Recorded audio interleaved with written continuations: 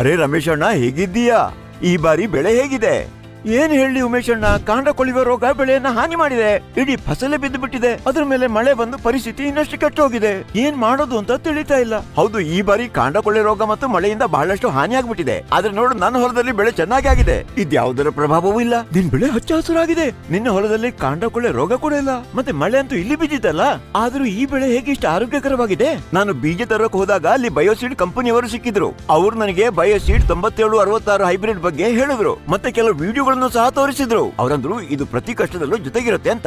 ಮಳೆ ಬಂದ್ರು ರೋಗ ಬಂದ್ರು ಅದು ನನ್ನ ಬೆಳೆ ಮೇಲೆ ಇದರ ಯಾವುದೇ ಪರಿಣಾಮ ಬೀರಲ್ಲ. ನಿಜಕ್ಕೂ ಇದು ಅದ್ಭುತವಾಗಿದೆ. ಪ್ರತಿ ಸನ್ನಿವೇಶದಲ್ಲೂ ಉತ್ತಮವಾಗಿದೆ. ಇದರಲ್ಲಿ ಬೇರೇನು ವಿಶೇಷ ಇದೆ? ಹೌದಣ್ಣ, ಎಲ್ಲಕ್ಕಿಂತ ಮುಖ್ಯವಾಗಿ ಎಲ್ಲ ವಾತಾವರಣಗಳಿಗೂ ಹೊಂದಿಕೊಳ್ಳುತ್ತೆ. ಅಂದ್ರೆ ಇದು ಎಲ್ಲಾ ರೀತಿಯ ಪರಿಸ್ಥಿತಿಗಳನ್ನು ಸಹಿಸಿಕೊಳ್ಳುತ್ತೆ.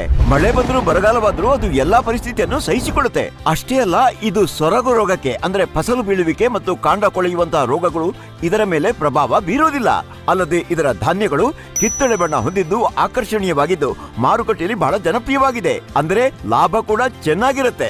ಅರೆ ವಾ, ಇದಂತೂ ನಿಜಕ್ಕೂ ಅದ್ಭುತ ಬೀಜ. ಇನ್ನಂತೂ ನಾನು ಬಯೋಸೀಡ್ 9766 ಬಳಸ್ತೀನಿ. ಮಳೆಗಾಲದಲ್ಲಿ ಚೆನ್ನಾಗಿರ್ಬೇಕಾಗಿದ್ರೆ ಬೇಸಿಗೆಯಲ್ಲಿ ಇನ್ನೂ ಚೆನ್ನಾಗಿರುತ್ತೆ.